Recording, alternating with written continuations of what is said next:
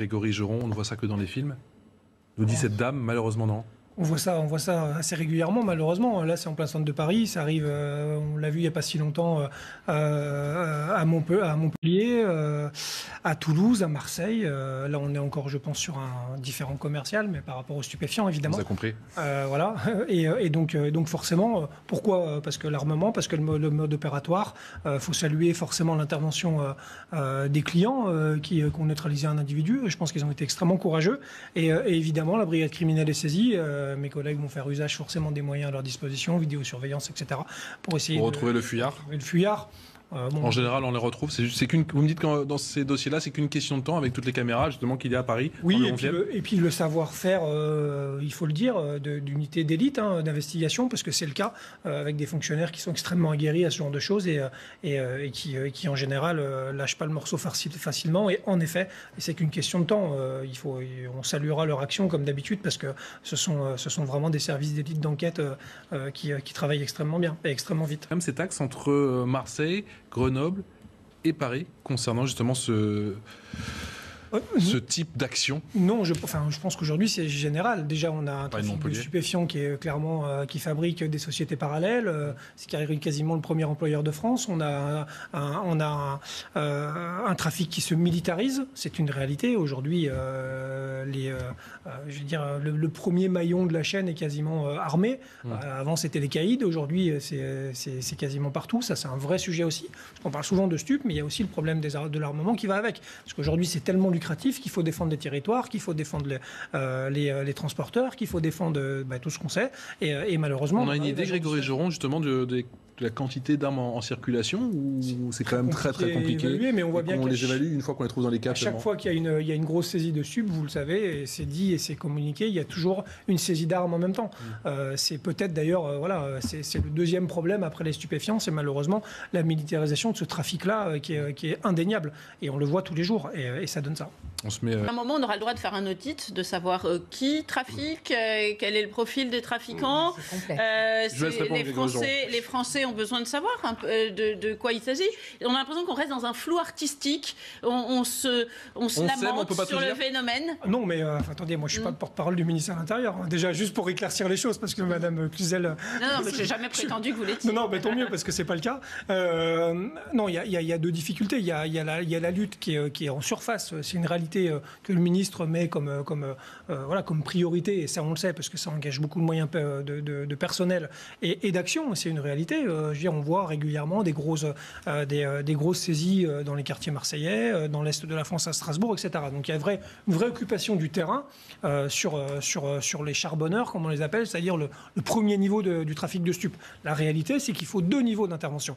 Il y a ce premier niveau où je pense que ça, c'est l'occupation terrain. On doit être sur place, on doit agresser les points de stupes, on doit montrer qu'il y a de la présence, et c'est une réalité pour sécuriser, pour les mettre dans une certaine forme d'inconfort. Mais si parallèlement, on n'a pas une deuxième action sur le temps long, sur les grosses filières, sur les têtes de pont, où là, c'est 6, 8, 10 mois d'enquête pour un groupe stup pour aller accrocher quelqu'un. Quand si vous leur laissez le temps, mes collègues, ils y arriveront à chaque fois, et ça tombera. Par contre, il leur faut une petite année d'enquête pour vraiment remonter jusqu'à la tête de pont. Et quand ça tombe, ils déshabillent tout le monde. De manière fiscale, on saisit des maisons. Il y a 8 à 10 ans de prison qui sont prononcés. Ça marche à tous les coups. Sauf qu'en fait, aujourd'hui, on est plutôt, et il faut le dire, sur ce premier niveau de lutte qu'est le terrain. Et moi, je regrette qu'on ne soit pas assez solide sur la deuxième partie. Sur nous, pour ces filières-là, on ne peut pas intervenir à un moment. Je pense qu'évidemment, moi, à mon sens... Sur les go-fast, par exemple. Évidemment, oui. Il y a déjà du boulot qui est fait sur les go-fast, clairement. Mais pour... je sais pas, moi, c'est l'approvisionnement, si on arrive à le tarir. Alors, il n'y a pas que il y a l'approvisionnement, mais je veux dire, si on va plus loin dans la démarche intellectuelle, il y a aussi la consommation. Si on arrive à la tarir, il n'y a plus besoin d'approvisionnement. Enfin, je veux dire, alors, soit on détricote tout et on se dit, on a une vraie politique de santé publique, on alerte les gens, parce que le problème, c'est que, je veux dire, je vais caricaturer, pardon, mais le petit bourgeois parisien qui va chercher sa barrette de shit pour se faire plaisir le samedi soir, il est aussi, malheureusement, entre guillemets, complice de ce qui s'est passé sur la terrasse. C'est ça la réalité. Il a cherché où maintenant il se fait livrer avec effectivement les différentes plateformes. Soit on a une action sur la consommation et on a une vraie politique de santé publique. À l'heure de la rentrée des classes, est-ce que vous voyez des spots anti-drogue à la télé? Pas aucun, jamais. Ça n'arrive pas. Donc on a déjà déjà pas de politique de santé publique avérée et affirmée. Et ensuite, après, évidemment, on se met en route tout ce qu'on peut faire à l'étranger. Je pense qu'il y a des choses à faire, mais je peux vous assurer que les services de police, pour le coup, sont dimensionnés, je ne pense pas, pour faire face... C'est tellement lucratif, il y a tellement d'argent, et aujourd'hui, vous le voyez bien, le marché s'adapte en permanence. Ils en sont à faire des supermarchés de stupes. On n'a pas Pablo Escobar français, quoi. Je veux dire, mais si, on en a plein. Mais aujourd'hui, ils sont à l'étranger. Notamment à Marseille. Et à Dounan, pire que ça. Les têtes de pont, elles ne sont pas en France. Non, je pense qu'elles sont à Dubaï, elles sont ailleurs. Peut-être dans le sud de l'Espagne. Voilà, exactement. Mais je veux dire, là-dessus, je m'interroge. La joualité. Parallèlement, en bout de chaîne, il y a la justice qui rend ce métier un tonneau des Danaïdes. C'est-à-dire que... Oui, c'est les collègues vident l'océan avec une petite cuillère. Exactement. La réalité, c'est que les stupes, c'est 3,5 milliards de chiffre d'affaires. Et qu'on sait que globalement... c'est intégré au PIB, je le rappelle tout le temps. Ces 3,5 milliards font vivre des familles entières, notamment dans des bailleurs sociaux qui vous diront qu'ils sont payés en liquide. Le liquide, il n'arrive pas de nulle part. Donc ça, tout le monde s'en satisfait. Non, c'est pas ce que je dis. Et c'est vrai. Et je suis d'accord avec vous. Moi, je suis pas le Julien Drey. Mais donc en fait, la réalité, c'est qu'en effet, il y a peut-être une forme de crispation au niveau des politiques, parce que si on tape très très fort, on va avoir un soulèvement des banlieues parce que ça fait vivre des familles entières. Moi, je dis juste mon œil policier, ça c'est politique, sociétale, etc. Je peux vous assurer que les collègues, on les envoie au charbon pour le coup, et on leur fait occuper des cités, on leur fait agresser les points de deal. Et c'est pour ça que souvent on a aussi des violences urbaines, parce que finalement, on y va. Alors peut-être pas assez. Pour vous, la stratégie de pilonnage, elle fonctionne pour vous ? Alors, elle fonctionne, mais elle fonctionne qu'un temps. Je vais vous dire, ce qui fonctionne, c'est l'occupation de terrain. Ce qu'avait fait le préfet Lambert à l'époque à Sevran, où il avait mis des CRS dans toutes les cages d'escalier, ça fonctionnait. Sauf qu'en fait, au bout d'un moment, il a fallu l'arrêter. Pourquoi ?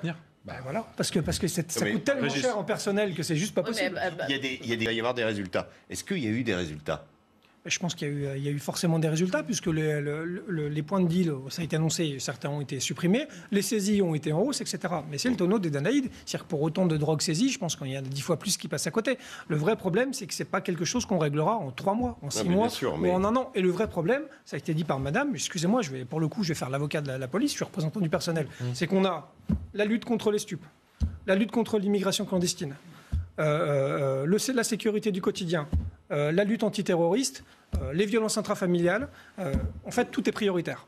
Et aujourd'hui, on a juste simplement des effectifs qui remontent au niveau qu'on a connu de 2012, sauf que depuis, les risques qui sont multipliés par je ne sais pas combien sur tous les sujets, que la population, la démographie, elle a aussi augmenté, et que finalement, le nombre de policiers, je pense que malheureusement, il n'est encore pas assez élevé. Ou alors, on ne priorise pas assez bien. Alors après, évidemment, il y a la chaîne pénale qui est aussi malade, etc., on l'a déjà dit, mais pour autant, l'action policière, tout nous est démontré comme étant une priorité. Et honnêtement, je peux vous assurer, on ne peut pas être partout. Et Grégory Joron, vous pouvez nous confirmer ce soir que c'est bien Laurent Nunez qui va remplacer Didier Lallemand ? Vous confirmez, je ne suis pas dans le secret des dieux. C'est ce qui devrait se passer au Conseil des ministres demain. Il devrait normalement confirmer normalement au Conseil des ministres. Et ce serait le bon casting ?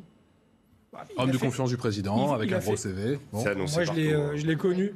Je l'ai connu à la préfecture de police quand il était directeur de cabinet. Je l'ai connu secrétaire d'État auprès de Christophe Castaner. Partout où il est passé, il a fait l'unanimité parce que c'est un homme de dialogue assez professionnel. Il n'y a pas de raison qu'il ne remplisse pas la tâche en termes au niveau de la préfecture de police. En tout cas, nous, si c'est le cas, si ça arrive demain, on voit ça plutôt d'un bon oeil. Ce serait Najwa El Haïty.